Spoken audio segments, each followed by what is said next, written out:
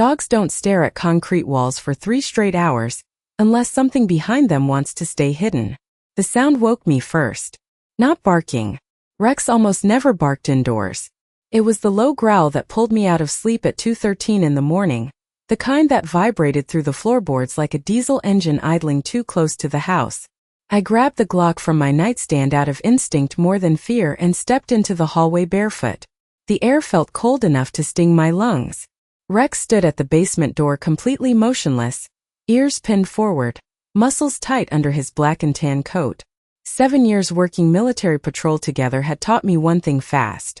When that dog froze like a statue, something was wrong. "Rex," I whispered. "Heel." Nothing. That scared me more than the growling. Rex had followed commands under gunfire overseas. But that night he didn't even look at me. His eyes stayed locked on the basement stairs. Then came the sound again. Click. Static. Faint enough I almost thought it was in my head. The smell hit me halfway down the stairs. Burnt dust. Old concrete. Hot wiring. The basement lights flickered once overhead, buzzing like angry hornets before stabilizing into a weak yellow glow. Rex moved ahead of me slowly, claws scraping against the concrete floor. The house was dead silent except for that low electrical hum coming from somewhere behind the north wall. I bought that foreclosure 3 months earlier because nobody else wanted it. Cheap price. Quiet neighborhood. HO practically begging me to sign papers before another buyer showed up. Looking back now, that should have been my first warning. Rex stopped near the old shelving unit beside the furnace and started growling again, deeper this time. His fur stood up along his spine like a brush fire moving through dry grass. I swept my flashlight across the wall and saw it. One tiny red blink behind the drywall. So small most people would have missed it. Click. Blink. Click. My stomach tightened instantly, because I knew exactly what that light was. And whatever was behind that wall had been watching us the entire time. I did not sleep after that. The little red light behind the drywall kept burning into my brain long after I killed the basement lights and locked every door in the house. Rex stayed planted at the bottom of the stairs until sunrise, staring at that wall like he could hear something moving inside it. By 6:30, the smell of burnt wiring still hung in the basement air thick enough to taste. I brewed coffee that tasted like dirt and stood at the kitchen sink watching the neighborhood wake up through the fogged window over the sink. Willow Creek Estates looked perfect in the early morning light. Sprinklers ticking across bright green lawns. White fences. Matching mailboxes. Expensive SUVs warming up in driveways. The kind of neighborhood real estate agents describe with words like safe and peaceful. But after what I saw downstairs, the whole place felt staged. Like a movie set hiding rot behind painted walls. Rex finally came upstairs around 7. He walked straight to the front window and sat there watching the house across the street. Linda Carrington's place. Even from a distance, her house looked too polished to be real. Perfect flower beds. Fresh wreath on the front door. Security cameras tucked under every corner of the roofline like black insects clinging to the siding. I noticed them the day I moved in. Former military police training teaches you to clock cameras without thinking. At first, I figured she was just another paranoid HOA president obsessed with porch pirates and package thieves. Now I was not so sure. My phone buzzed on the counter hard enough to make me jump. Unknown number. No voicemail. 30 seconds later, another call. Then another. Rex's ears twitched instantly. The hair along his neck lifted again. I answered the 4th call without speaking. Nothing at first. Just static. Then breathing. Slow. Calm. Deliberate. The line disconnected before I could say a word. The cold feeling crawling up my spine had nothing to do with fear anymore. Felt familiar. Controlled. The same instinct that kept me alive overseas when something in the environment suddenly stopped feeling right. I grabbed a flashlight and headed back downstairs. Rex moved beside me shoulder to knee.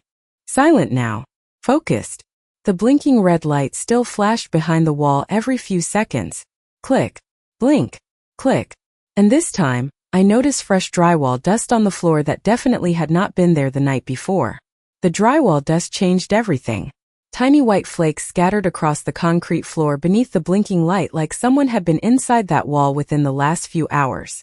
I crouched beside it and rubbed the powder between my fingers. Fresh. Clean. No moisture clumping. Rex pressed against my shoulder, breathing low and steady, eyes locked on the same spot. Then I heard tires crunch outside on the gravel driveway. Slow. Deliberate. I killed the basement light instantly. The darkness swallowed the room except for that faint red blink behind the wall. Through the small basement window near the ceiling, headlights swept across the yard before stopping. A car door opened. Closed. Footsteps followed. Soft at first. Then closer. The old wooden porch above us creaked once under someone's weight. My heartbeat slowed instead of speeding up. Training does that to you. Fear sharpens into focus after enough years in uniform. Rex stayed perfectly silent beside me. No growling now. Just watching the basement stairs. Another creak overhead. Then 3 knocks at the front door. Calm. Rhythmic. I checked my watch. 8:14 in the morning. Too early for neighbors. Too early for coincidence. I moved upstairs quietly and looked through the peephole. Linda Carrington stood on my porch wearing a pale blue sweater set and holding a clipboard against her chest like a shield. Her smile looked polished enough for television, but her eyes kept flicking past the doorway into the house behind me. "Mr. Walker," she said the second I cracked the door open. "I hope I am not interrupting. We had a few reports about electrical interference on the block." The smell of expensive perfume drifted in with the cold morning air. Sharp. Floral. Artificial. "Electrical interference," I repeated. Her smile tightened half an inch. "Wi-Fi disruptions. Security cameras going offline. Strange static on neighborhood systems." Every word landed too carefully, like she was reading from a script. Behind me, Rex stepped into the hallway. The second Linda saw him, her expression twitched. Just for a second. Fear. Real fear. Rex stared directly at her without moving a muscle. Linda recovered fast but not fast enough. "Some people around here get nervous about large dogs," she said softly. "Especially retired working dogs." That sentence hit me like ice water. I never told the HOA Rex worked military patrol. Not once. And suddenly, the blinking red light downstairs did not feel hidden anymore. It felt connected. The second Linda walked away from my porch, Rex moved to the front window and tracked her all the way across the street without blinking once. Her white Lexus sat gleaming in the sunlight like it had just rolled out of a showroom, every chrome edge polished clean enough to reflect the neighborhood around it. She climbed inside but did not leave immediately. She just sat there gripping the steering wheel, watching my house. The morning air inside my kitchen suddenly felt too still, too heavy. I locked the front door and headed straight downstairs. The concrete steps groaned under my boots while Rex rushed ahead toward the north wall again. That tiny red light kept pulsing behind the drywall at the exact same interval. Click, blink, click. I grabbed a stud finder and ran it slowly across the surface. The device chirped hard near the center. Hollow space behind solid framing. Not normal for a basement foundation wall. My flashlight beam caught something else near the floor. Fresh scuff marks. Tiny black streaks like rubber dragged across concrete. Someone had moved equipment recently. The smell of heated plastic hung stronger now, mixed with damp cement and old insulation. I crouched lower and spotted a nearly invisible seam in the drywall. A hidden access panel. My stomach tightened. Whoever built this knew exactly what they were doing. Before I could pry it open, the lights overhead flickered again. Rex snapped toward the ceiling instantly. Then came the noise. A faint burst of static from somewhere inside the wall followed by a voice so distorted I almost missed it. "He knows." The sound vanished immediately after. Every muscle in my body locked tight. I ripped the basement breaker panel open and killed power to the entire house. Silence crashed down hard enough to ring in my ears. But the red light behind the wall stayed on. Battery powered. That meant the system was designed to survive outages. Professional setup. Professional planning. My phone buzzed again upstairs. This time it was a neighborhood email blast from the HOA. Subject line: Community Safety Inspections. Linda announced mandatory in-home wiring checks for every property on the block starting tomorrow morning. My jaw tightened so hard it hurt. She was not checking wiring. She was checking whether I had found something she thought was still hidden. Rex started growling again, low and dangerous, staring directly at the wall while dust drifted slowly from the seam near the floor. Then I noticed the air moving. Cold air. Breathing through a crack that definitely had not been open yesterday. I waited until dark before opening the wall. Years in military police taught me patience keeps you alive longer than panic ever will. By 9 that night, Willow Creek Estates looked peaceful again on the surface. Porch lights glowing warm yellow. Televisions flickering behind curtains. Lawn sprinklers hissing softly across perfect grass. But underneath all that suburban calm, something rotten was breathing through my basement wall. I killed every light in the house except the small work lamp downstairs. Rex stayed beside the hidden seam while I slid a pry bar carefully into the crack near the floor. The drywall gave way with a dull snap. Cold air rushed out carrying the stale smell of overheated electronics and dust that had not moved in years. My flashlight beam slipped inside first. Wires. Lots of them. Bundled tight together and running through drilled openings toward the neighboring houses. Coaxial cables. Ethernet lines. Signal boosters. My stomach dropped lower with every inch of exposed space. Somebody had built an entire hidden network between these homes. Rex shoved his nose into the opening and growled hard enough to vibrate the metal shelving beside us. I widened the gap slowly until the hidden compartment finally opened. Enough for me to crawl inside. The space behind the wall stretched farther than it should have. Maybe 4 feet deep. Reinforced framing. Insulated panels. A narrow maintenance corridor running parallel to the basement foundation. Professional work. Expensive work. My flashlight landed on the first camera mount bolted overhead. Then another. Then another. Tiny black dome cameras angled through drilled openings no larger than quarters. Watching bedrooms. Hallways. Living rooms. My skin crawled instantly. A low hum filled the compartment from stacked battery backups mounted near the floor. Beside them sat a compact server rack blinking green and blue in the darkness like a heartbeat. The air felt hot and stale against my face. Rex suddenly froze beside a gray plastic storage bin shoved into the corner. He pawed at it once. I opened the lid and nearly stopped breathing. Inside were labeled folders. House numbers. Resident names. Photos. Printed schedules. Notes about arguments between spouses. Financial problems. Medical visits. One folder had my name written across the front in black marker. Another thing caught my eye underneath the paperwork. A gold charm bracelet tangled beside a bundle of charging cables. Tiny silver heart attached near the clasp. I recognized it immediately. Mrs. Evelyn Harper wore that bracelet every single day before she vanished from the neighborhood 2 months earlier. According to Linda, the old woman had simply moved away to live closer to family in Arizona. But the layer of dust coating that bracelet told a very different story. I barely noticed the cold anymore. My hands had gone numb flipping through folder after folder while Rex stood guard at the entrance to the hidden corridor behind the basement wall. Every file inside that storage bin peeled another layer off the neighborhood illusion Willow Creek worked so hard to maintain. Late mortgage payments. Medical debt. Marriage counseling receipts. Copies of driver licenses. Security alarm codes. Somebody had built a private intelligence operation right underneath these homes. And judging by the dates stamped across the paperwork, it had been running for years. The server rack hummed. Louder when I touched the keyboard tray mounted beside it. Dust coated most of the equipment except one section near the center. Recently cleaned. Recently used. A tiny monitor blinked awake the second I brushed the mouse.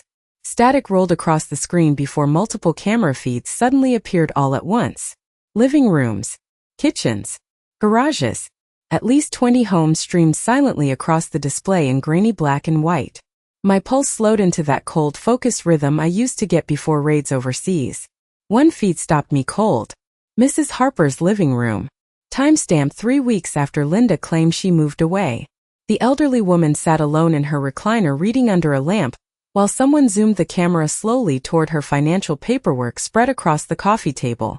Another feed showed a couple arguing quietly in their kitchen, while notes appeared in a text box beside the footage.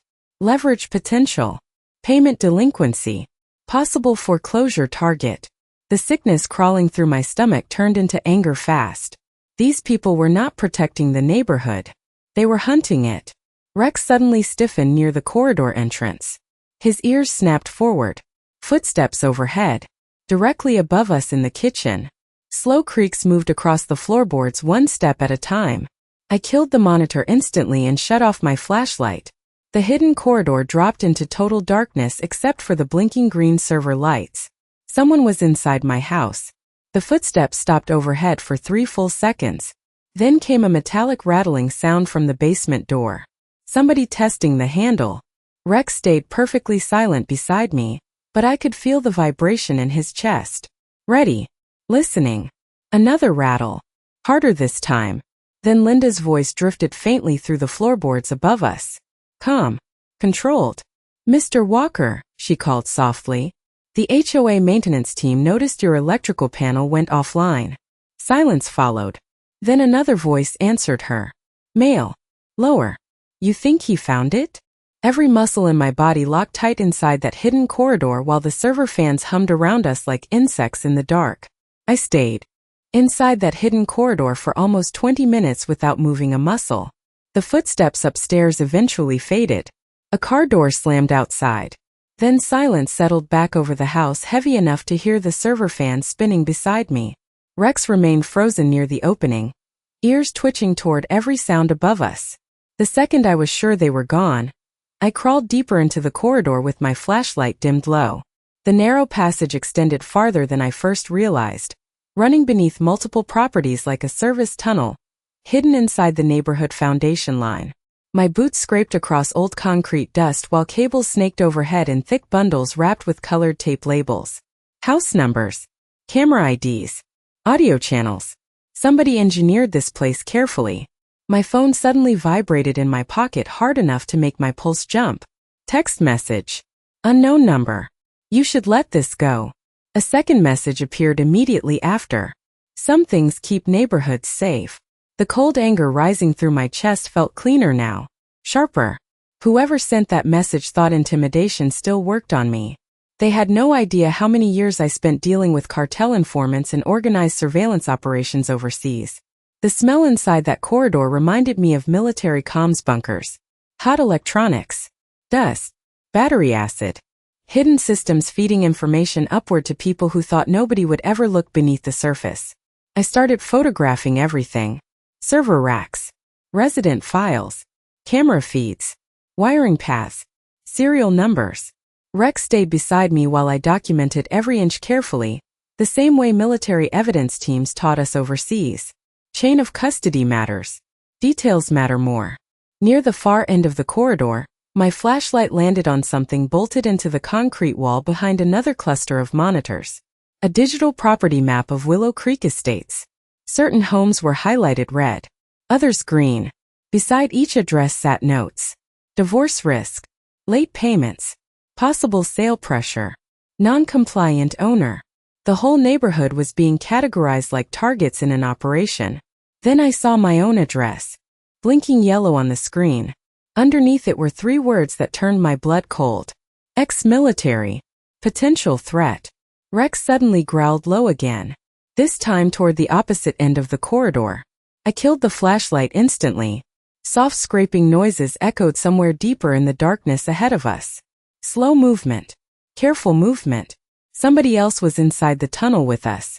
The stale air shifted slightly as another flashlight beam flickered for half a second around the far corner before disappearing again. Then I heard Linda's voice echo softly through the hidden corridor itself. I told you he would find it eventually. The flashlight beam appeared again farther down the corridor, trembling slightly against the concrete wall before disappearing behind another turn. Rex pressed closer against my leg. Silent now except for the slow rumble deep in his chest. I could hear Linda talking somewhere ahead of us, her voice calm and irritated at the same time. Then why was the wall open? She whispered sharply. A man answered too quietly for me to catch the words. I moved forward one careful step at a time, keeping my breathing slow while the stale air carried the smell of overheated wiring and damp concrete through the narrow corridor. The deeper we went, the warmer the tunnel became. More equipment. More power draw. More proof this operation stretched far beyond one hidden camera in my basement. Another corner opened into a larger maintenance room beneath the neighboring properties. My flashlight stayed off, but the glow from monitor screens lit the darkness enough to see shapes moving. Linda stood beside a folding table covered in folders and hard drives while a heavy-set man in a maintenance uniform typed rapidly at another server rack. HOA maintenance team. Suddenly that phrase made perfect sense. They were not fixing houses. They were monitoring them. One monitor displayed my own living room in live feed. Another showed Mrs. Harper's empty house. A third displayed bank account spreadsheets beside foreclosure paperwork. The maintenance worker looked nervous. Linda did not. She looked angry, controlled, focused. You should have wiped his files the second the dog started reacting. The man muttered. Linda folded her arms tightly. Nobody expected a retired military K-9 to smell cooling fans through reinforced drywall. My pulse slowed even more hearing that. She had known exactly what Rex detected. The room fell silent for one dangerous second before Linda suddenly turned toward the darkness behind us. Mr. Walker, she said calmly, you can stop hiding now. Every muscle in my body tightened instantly. She could not see me. The corridor was pitch black. But then I noticed the faint red reflection blinking overhead. Another hidden camera pointed directly at our position. Linda smiled faintly into the darkness. You know the funny thing about neighborhoods, she said softly. People will do almost anything to protect their property values. Rex stepped forward beside me, ears pinned hard, eyes fixed on Linda. The maintenance worker backed away immediately the second he saw the dog emerge from the shadows. But Linda stayed perfectly still. Too still. Then she reached over calmly and pressed a button beside the server rack. Somewhere behind us, metal doors slammed shut deep inside the hidden corridor. The metal doors echoed through the hidden corridor like a prison locking down for the night. The maintenance worker stepped backward so fast he nearly tripped over a stack of storage bins, but Linda barely blinked. The glow from the monitor screens painted her face pale blue while server fans hummed around us like mechanical insects. You should have stayed upstairs, she said calmly. Most people do. I slowly pulled my phone from my pocket and held it up just enough for the screen light to cut through the darkness. Linda's expression changed for the first time all night. Not fear. Realization. The entire conversation had been recording since the moment I entered the maintenance room. Every monitor. Every file. Every word. The maintenance worker looked at her nervously. Linda. She snapped her eyes toward him sharply. Do not panic. But panic had already arrived. Because the faint sound drifting through the corridor behind us was not another hidden door closing. It was police radios. Multiple voices. Boots. Moving fast through concrete tunnels. Linda heard it too. Her shoulders tightened instantly. I finally stepped fully into the light beside Rex while the red security cameras overhead kept blinking down at us. Funny thing about military police, I said quietly. We learn how to call backup before entering hostile spaces. The smell of hot electronics suddenly mixed with something sweeter drifting from above. Fresh coffee. Morning air. Somewhere outside, the neighborhood was waking up completely unaware that half the block sat on top of a hidden surveillance network. Linda stared at me with that same polished HO smile she wore on my porch, but cracks were finally showing underneath it now. You do not understand, she said softly. People begged us to protect this neighborhood. Behind me, the corridor doors burst open and flashlight beams flooded the tunnel. County detectives. State investigators. 2 federal agents following close behind them. The maintenance worker dropped into a chair immediately with both hands raised before anyone even spoke. Rex never moved from my side. Linda looked around slowly at the cameras, the files, the glowing monitors displaying private lives stolen from behind suburban walls. Then her eyes landed on the gold bracelet sitting beside the server rack. Mrs. Harper's bracelet. For the first time all night, Linda looked tired. Really tired. The kind of exhaustion that comes when a lie finally collapses under its own weight. Hours later, after statements and evidence collection and enough police tape to wrap half the neighborhood, I sat quietly on my back porch while sunrise spilled across Willow Creek Estates. Rex rested beside my chair with his head against my boot. The morning air smelled like wet grass and fresh concrete. Peaceful again. But different now. Honest.